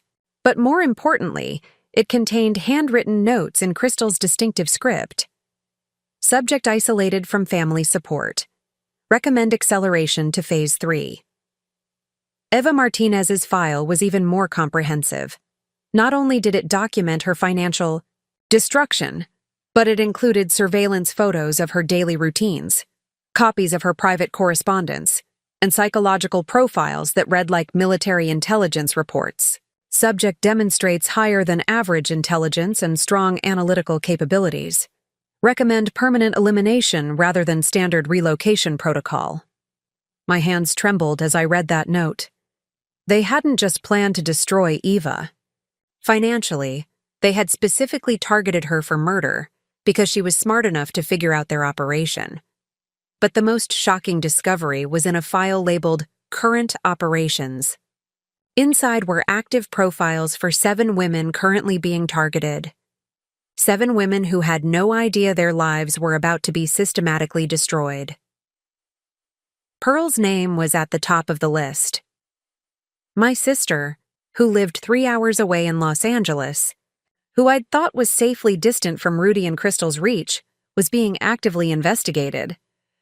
The file contained her work address, her apartment building's security codes, photos of her daily commute, and financial records that could only have been obtained through illegal means. The targeting strategy was clear. They planned to use me to get closer to Pearl, then recruit her for one of their overseas opportunities, where she could be eliminated far from any potential investigation. I photographed every page with the micro camera Eva had given me, my training taking over despite the emotional shock. Professional documentation now, emotional processing later. The next box contained something even more disturbing: files on women who had successfully escaped their initial targeting. These women had somehow avoided the full destruction protocol, but Crystal's organization was continuing to track them, waiting for opportunities to complete their original objectives. Jennifer Martinez, who everyone believed was dead, was listed as target reacquisition priority 1. They knew she was alive, knew she was hiding in Phoenix, and were actively planning to finish what they'd started. But there was something else in Jennifer's file that made my blood freeze. A medical report dated 3 months before her supposed suicide, confirming pregnancy. Jennifer Martinez hadn't just been hiding from her destroyers. She'd been protecting an unborn child. The scope of their evil was breathtaking. They weren't just stealing property and destroying lives. They were hunting pregnant women, children, anyone who posed a theoretical threat to their operation. By lunchtime, I had documented evidence of crimes spanning 8 years, across 4 states, targeting over 200 women. This wasn't just real estate fraud. It was systematic terrorism against vulnerable women, conducted with the precision and resources of a military operation. My phone buzzed with a text from Eva. Package. Delivered to your secure location. Check it tonight. We're moving to Phase 2. The package turned out to be a complete new identity. Passport, driver's license, credit cards, and bank accounts, all in the name of Isabella Reeves. Eva had been preparing for this moment for 3 years, building infrastructure that would allow us to operate internationally without detection. From this point forward, Eva explained during our encrypted phone call that evening, you're living a double life. Naomi Chen is the broken victim working in Crystal's basement. Isabella Reeves is the international property investor building the network that will destroy them. How do I maintain both identities without getting caught? Carefully. And with help from people who've been preparing for this war longer than you realize. That evening, I received an encrypted email from an address I didn't recognize. sarah.reborn.warriorsecuremail.net. Naomi, this is Sarah Thompson. Eva told me you're ready to fight back. I've been working with a network of survivors for 2 years, and we're ready to support your operation. We have safe houses in 12 cities, financial resources they can't trace, and technical capabilities they don't know exist. You're not alone in this. None of us are alone anymore. Attached to the email was a list of names, 37 women who had survived Crystal's organization and were now working together to bring it down. Each name represented a life destroyed, a family torn apart, a woman who had clawed her way back from complete devastation. But more than that, Each name represented a resource in the war we were about to wage. Women with specialized skills, connections, and knowledge that could be weaponized against their former destroyers. I opened my laptop and began typing my response. Sarah, thank you for reaching out. I'm ready to coordinate our efforts. But I want you to know, this isn't just about justice anymore. This is about completely dismantling their ability to harm anyone ever again. We're going to take everything they've stolen, destroy everything they've built, and leave them with nothing but the consequences of their choices. I paused, then added, and we're going to enjoy every minute of it. For the first time since this nightmare began, I wasn't running from my destroyers. I was hunting them. 3 weeks into my basement filing job, I had become invisible in the most dangerous way possible. Crystal and her associates had grown so comfortable with my presence that they conducted business as if I wasn't there. The basement office had become my intelligence center, where I documented every conversation, every phone call, every piece of evidence that floated down from the floors above. But documentation wasn't enough anymore. Eva's encrypted messages had become increasingly urgent. We need real-time financial data. Can you access their active accounts? The answer was no. Despite my access to historical files, I had no way to monitor their current operations or predict their next moves. That changed the day Michael Torres walked into my basement office. You must be Naomi, he said, extending a hand with a smile that didn't reach his eyes. I'm Michael, Crystal's technology consultant. She asked me to set up some new security protocols for the international files. Michael was younger than I'd expected, maybe 28, with the casual confidence of someone who spoke fluent code. But there was something in his expression as he surveyed my workspace, a flicker of recognition that set off alarms in my mind. Nice setup you have down here, he continued, examining my computer terminal. Lot of sensitive information flowing through this system. Just basic filing, I replied carefully. Nothing too exciting. Oh, I think you're being modest. Michael's smile sharpened. Eva Martinez sends her regards. My blood froze. Either Michael was working with Eva, or I was about to be exposed as a spy. But his next words clarified everything. She asked me to teach you some new skills that might help with your career development. Michael turned out to be a former NSA cybersecurity specialist who had discovered Crystal's organization when they targeted his sister 2 years ago. Like Eva and Sarah, he had chosen to fight back rather than run away. But his weapons were digital rather than physical. First lesson, he said, connecting a small device to my computer. This is a keylogger.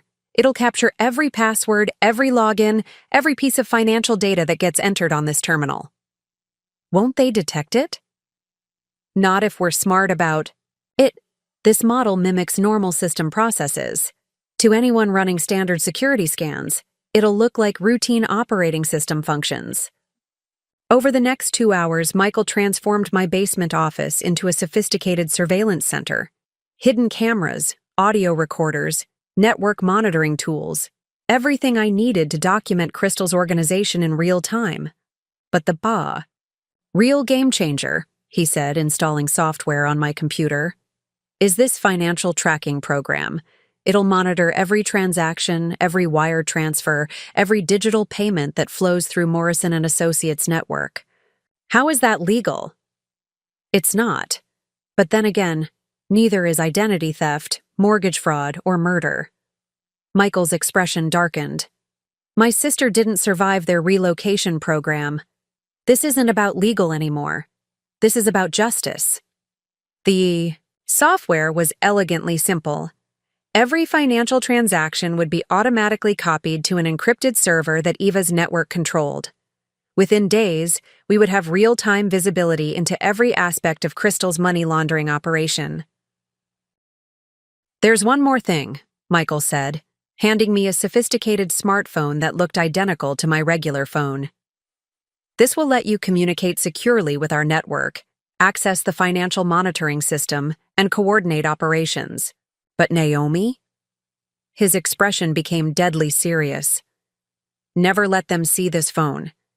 If they discover what you're really doing down here. I know. Jennifer Martinez wasn't the only one who didn't survive. The first major breakthrough came 3 days later. The financial monitoring system lit up with a massive transaction. $5 million transferred from First National Bank to an offshore account in the Cayman Islands.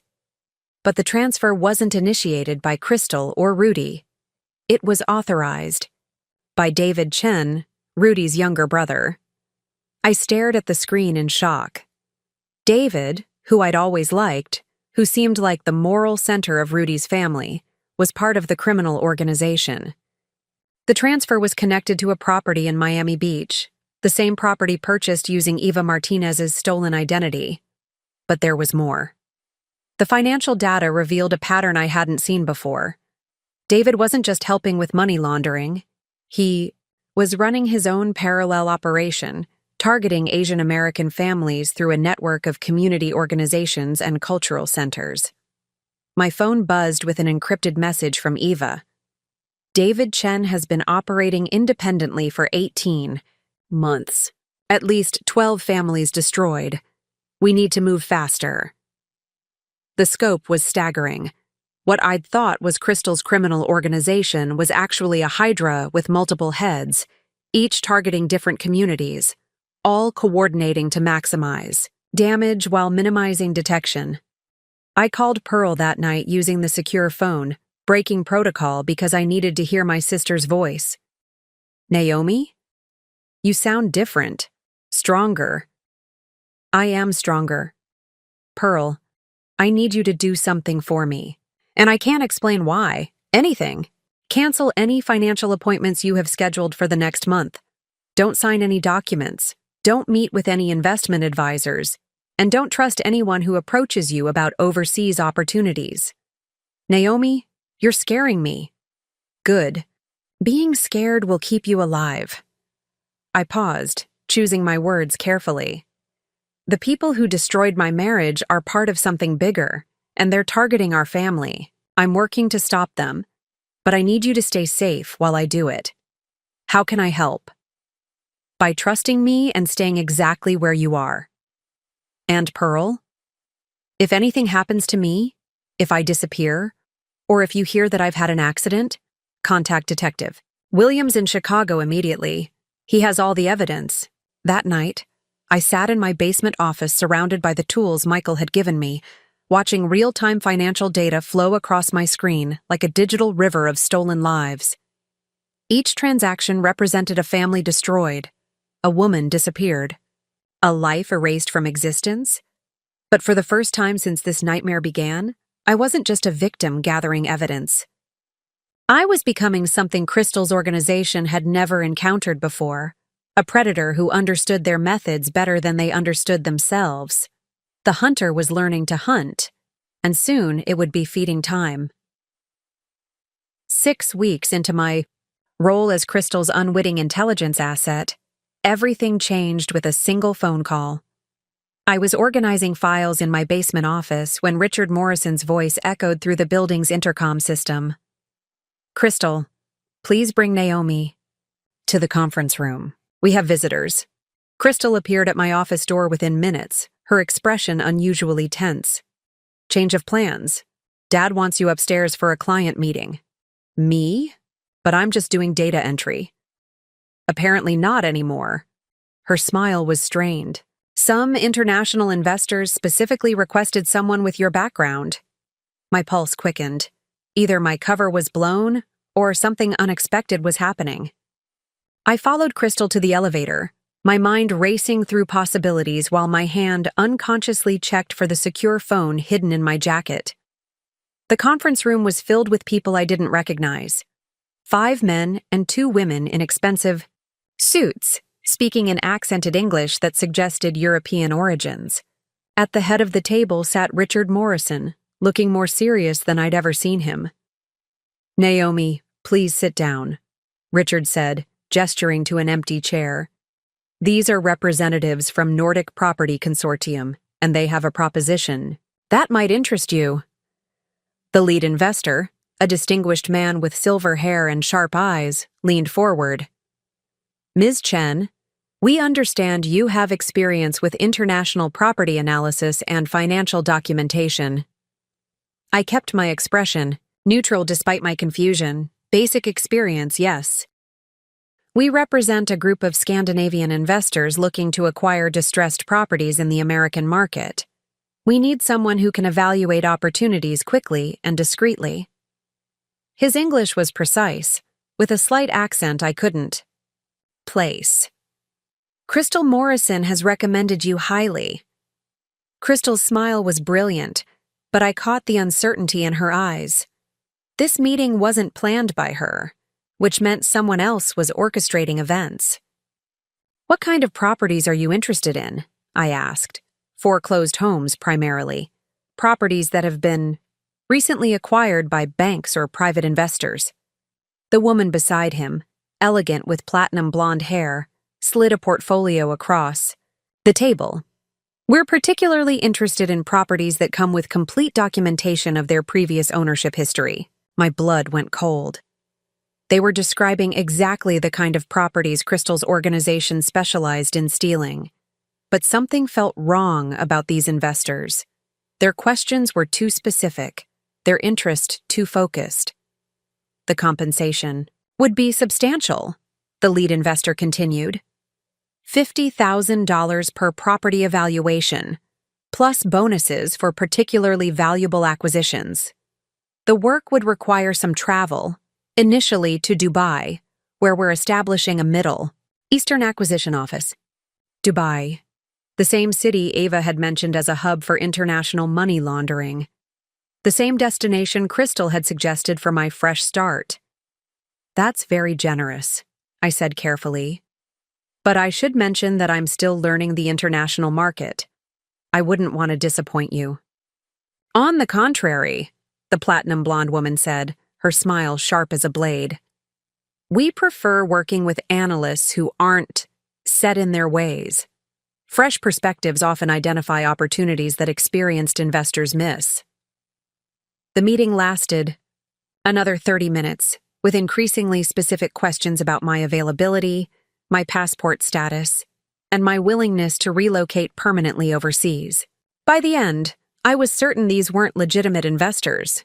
They were recruiters for Crystal's organization, setting up the next phase of my elimination. After they left, Crystal could barely contain her excitement. Naomi, this is incredible. A $50,000 salary plus bonuses. You could be making more in a year than most people make in 5. It does sound amazing. Almost too good to be true. That's exactly what I thought when Dad first told me about Nordic Consortium. But they're legitimate.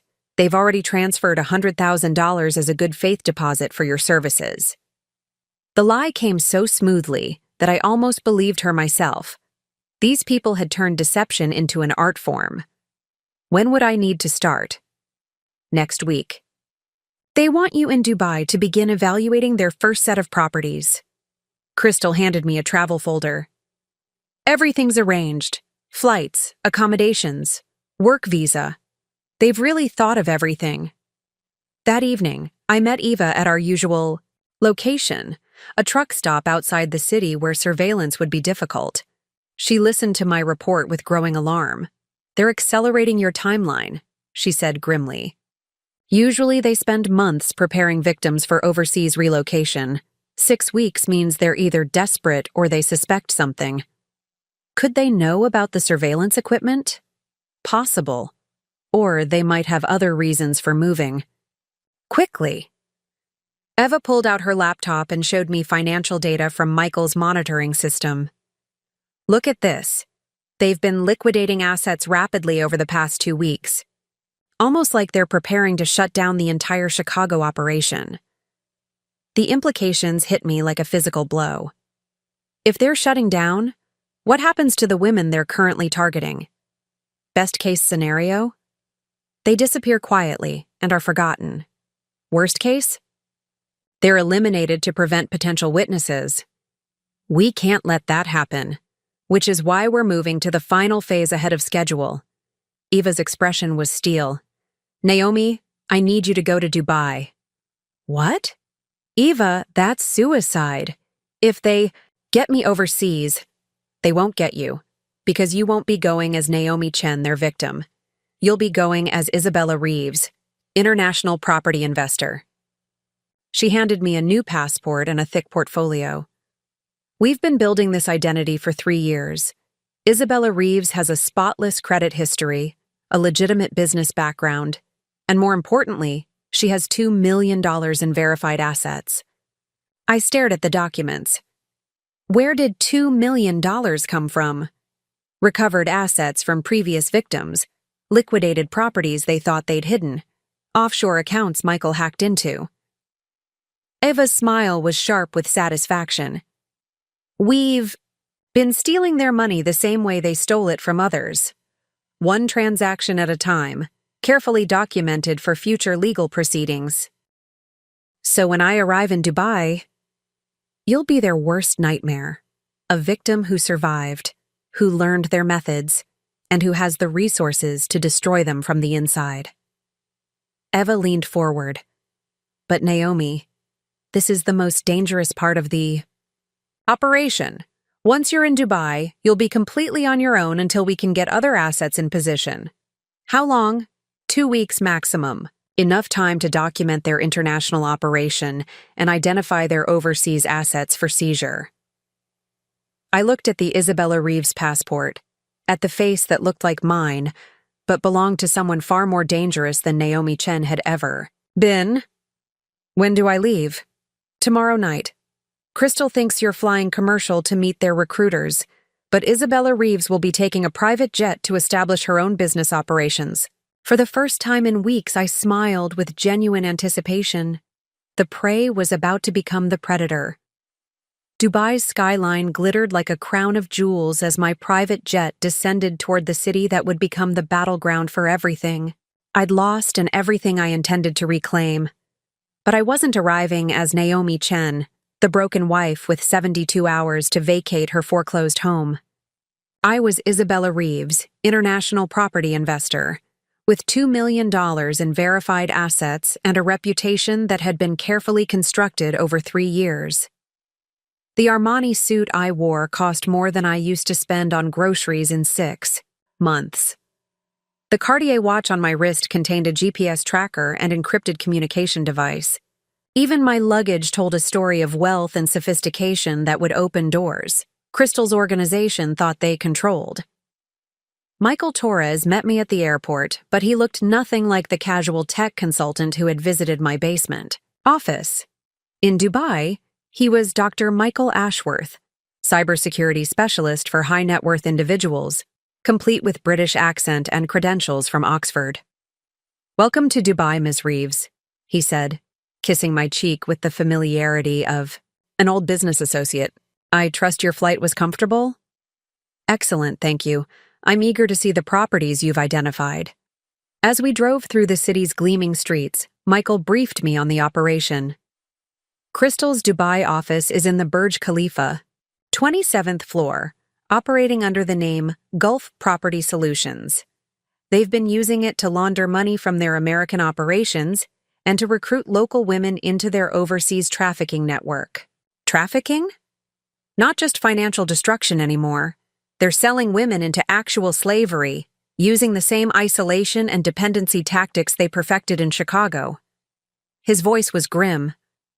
The women who get sent to Dubai don't just lose their identities, they lose their freedom entirely. The scope of their evil continued to expand beyond anything I had imagined. But my shock transformed quickly into cold determination. Every revelation made me more dangerous, more focused on complete destruction of their network. How many victims currently? In Dubai? At least 30 women from various countries, all trapped in the same cycle. Isolated, dependent, with no legal recourse. Michael's jaw tightened. One of them is Jennifer Martinez's younger sister. She was recruited 6 months ago for an international marketing opportunity. The Burj Khalifa dominated the skyline like a silver needle piercing the clouds. As we approached the building, I felt something shift inside me, a predatory calm that reminded me more of hunting than of fear. Isabella Reeves has an appointment with Gulf Property Solutions tomorrow at 2 p.m., Michael continued. She's interested in acquiring their entire property portfolio for cash. Their entire portfolio? 47 properties across 3 countries? Worth approximately $28 million.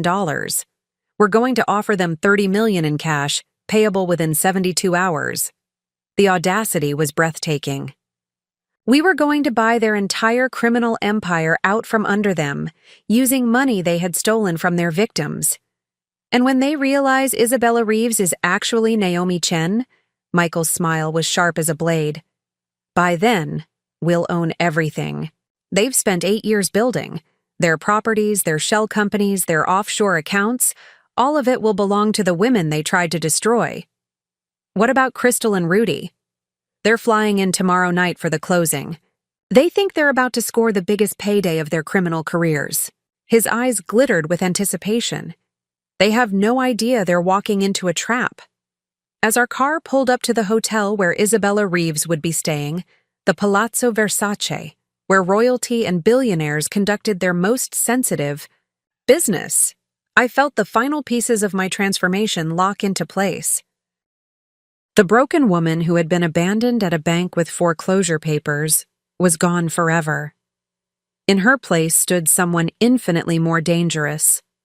A predator who had learned to hunt by being hunted, who understood her prey's weaknesses because she had once shared them, and who possessed the resources and ruthlessness to destroy everything they had built. Tomorrow, Crystal and Rudy would discover what happened when victims refused to stay victims. Tomorrow, the hunt would end. The call came at exactly 9 a.m. Dubai time, just as I was finishing my breakfast on the 42nd floor of the Palazzo Versace. Crystal's voice crackled through the international connection, bright with excitement and completely oblivious to the trap closing around her. Naomi, how are you settling in? Are the accommodations acceptable? I gazed out at the Persian Gulf, where luxury yachts dotted the turquoise water like scattered diamonds. Everything is beautiful, Crystal. Almost overwhelming, actually. I can imagine. It must be such a change from Chicago. But don't worry, Mr. Erickson and his team will take good care of you. Mr. Erickson, the silver-haired man who had recruited me, whose real name was actually Viktor Petrov, a former Russian intelligence officer turned money launderer. Michael's surveillance had revealed everything about Crystal's Dubai operation, including the fact that she was no longer the apex predator in this particular food chain. Crystal, I have to ask, are you certain about this opportunity? Some of the contracts they've shown me seem almost too generous. Oh, sweetheart, that's just because you're not used to international business. These overseas investors operate on a completely different scale than anything you experienced in America. Her condescending tone made my skin crawl. Just trust the process and follow their instructions exactly. You're going to do wonderfully. Actually, there's been a development I should mention. I've met another investor here, a woman named Isabella Reeves who's also looking at Middle Eastern properties. The silence stretched for 10 seconds. Another investor? She's quite impressive, actually. American businesswoman with substantial assets, looking to acquire a large portfolio of international properties. I let concern creep into my voice. Crystal, she's offering to buy the same properties Nordic Consortium is evaluating, except she's offering cash, and she's offering more. How much more? $30 million for their entire Dubai portfolio. Cash payment within 72 hours. Crystal's sharp intake of breath was audible across continents. $30 million? That's impossible. Who is this woman? Isabella Reeves. I could arrange an introduction, but she's quite busy. She's only available for one meeting tomorrow at 2 p.m. before she flies back to London. Tomorrow? Crystal's voice was tight with barely controlled greed. Naomi, this could be incredibly important. If this Isabella woman is legitimate, she seems very legitimate. Flew in on a private jet, staying in the presidential suite, has lawyers and accountants traveling with her. I paused for effect. Should I mention that you and Rudy might be interested in partnering with her? Yes. Absolutely yes. In fact, Rudy and I were already planning to fly out to Dubai tomorrow evening to finalize your contracts. We could meet with this Isabella. Woman first. Perfect. They were taking the bait exactly as Eva had predicted. I'm not sure I can arrange that, Crystal. She's very exclusive about her business meetings. Naomi, listen to me carefully. This meeting could change everything for all of us. Tell Isabella Reeves that the principals of Nordic Consortium, that's us, would be honored to discuss a potential partnership. Whatever she's offering for those properties, we can match it. I'll try, but Crystal, I should warn you. She asks very pointed questions about business practices and legal compliance. She seems to do extensive background checks on potential partners. That's fine. Our business practices are completely above board. The lie rolled off her tongue so smoothly that I almost admired the performance. But then I thought about Eva Martinez, hiding for 3 years. About Jennifer Martinez's sister, trapped in slavery in this very city. About Pearl, whose name was still on their targeting list. I'll see what I can do, I said finally. But Crystal, if this falls through, please don't blame me. I'm still learning how to navigate these high-level business negotiations. Don't worry, sweetheart. You're doing perfectly. Just arrange that meeting and let us handle the rest.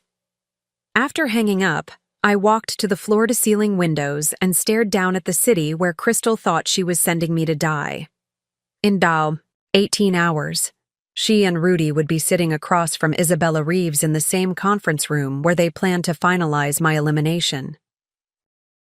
They would be expecting to meet a naive woman grateful for their generosity, ready to sign documents that would erase her existence forever. Instead, they would come face to face with the architect of their destruction. My secure phone buzzed with a message from Eva. All assets in position. Legal teams standing by. When you give the signal tomorrow, we move simultaneously in Chicago, Miami, and Dubai. No escape routes, no mercy. I typed back. Signal will be when I say the words, "Thank you for everything you've taught me." After that, show no mercy. The sun was setting over Dubai, painting the sky in shades of gold and crimson. Tomorrow, Crystal and Rudy's empire would burn just as beautifully, and I would watch every moment of it. At exactly 2 p.m., I sat in the marble and gold conference room on the 27th floor of the Burj Khalifa, watching Dubai's skyline stretch endlessly toward the horizon. I was no longer Naomi Chen, the abandoned wife in a foreclosure nightmare. Today, I was Isabella Reeves, international property magnate, wearing a custom Hermes suit that cost more than my old monthly grocery budget, and radiating the quiet confidence that only comes with genuine power. The elevator chimed, and my breath caught as familiar voices echoed down the hallway. After months of preparation, the moment of truth had arrived. Crystal entered first, her designer heels clicking against the polished floor, followed by Rudy in his best suit, the one I'd helped him choose for our anniversary 3 years ago. They both looked polished, confident, ready to close the deal of their criminal careers.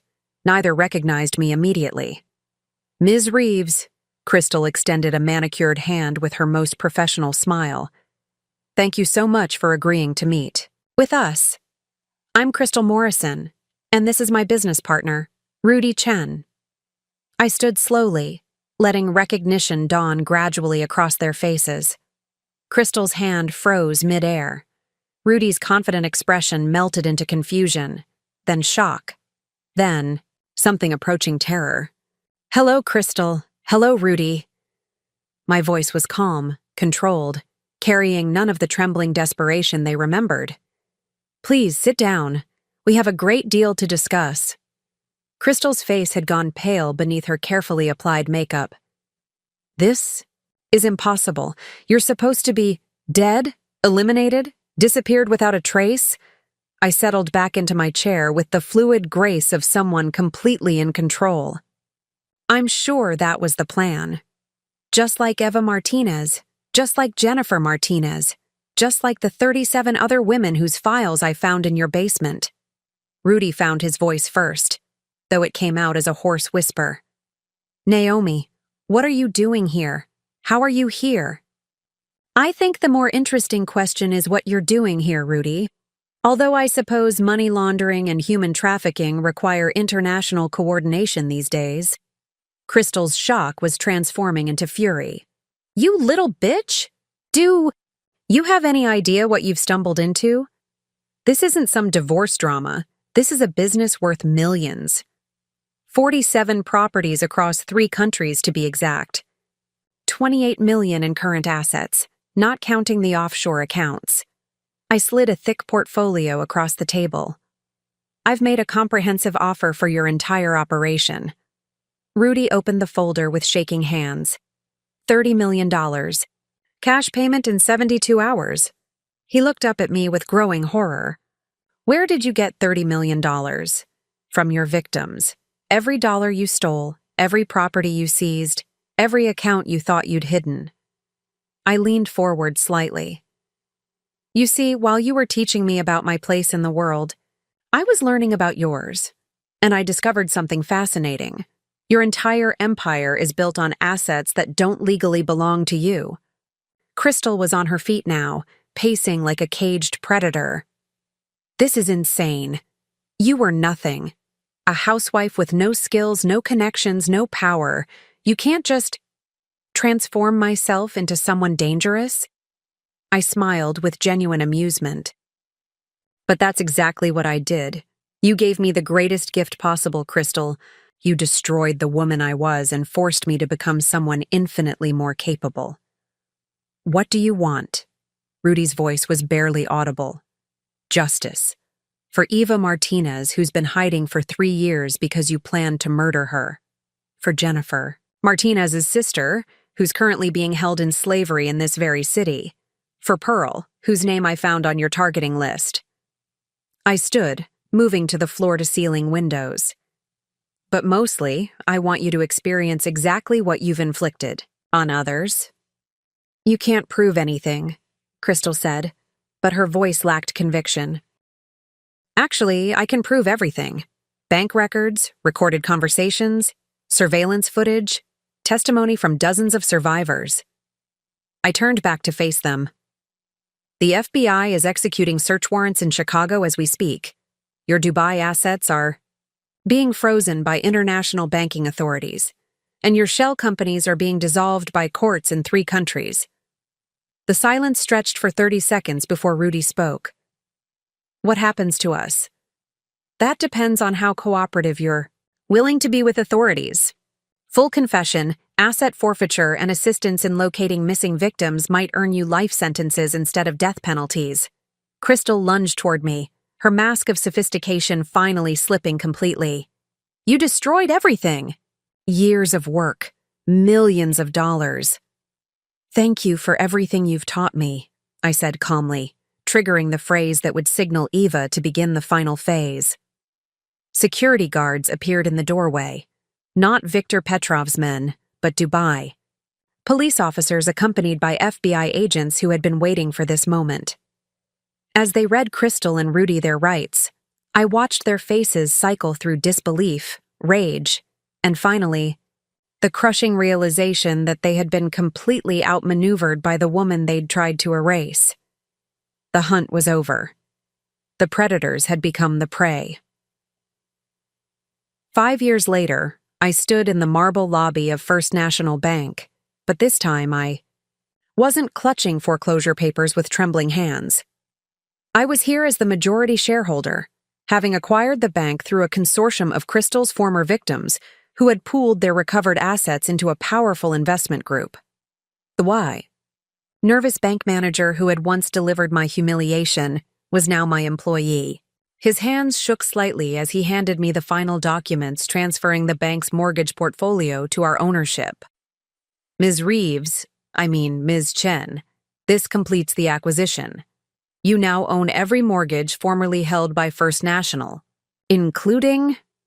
He paused, consulting his paperwork.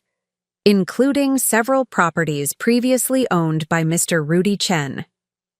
Excellent. And the former owners of those properties? As per your instructions, all foreclosure proceedings have been reversed.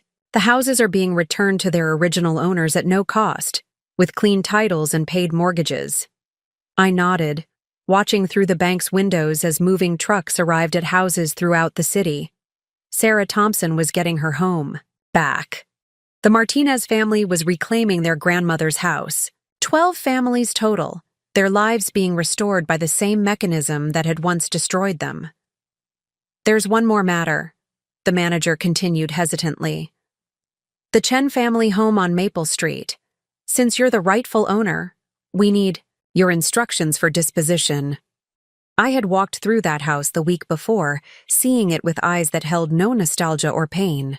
The rooms where I'd been systematically isolated and gaslit were just rooms now. The kitchen where I'd cooked countless meals for a man planning my destruction was just a kitchen.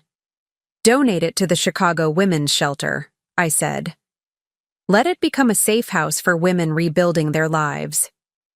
And Mr. Chen's construction business?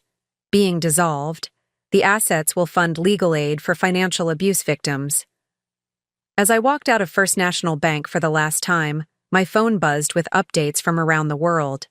Eva Martinez had returned to Chicago under her real name, heading a foundation that helped women disappear safely from abusive relationships. Pearl had just opened her third crisis center for victims of financial fraud. Jennifer Martinez was reuniting with the sister we'd rescued from Dubai slavery. Crystal and Rudy were serving life sentences in federal prison, their appeals exhausted, their empire completely dismantled. Every dollar they'd stolen had been recovered and returned to victims. Every property they'd seized was back in rightful hands. But the truest victory wasn't their destruction. It was transformation.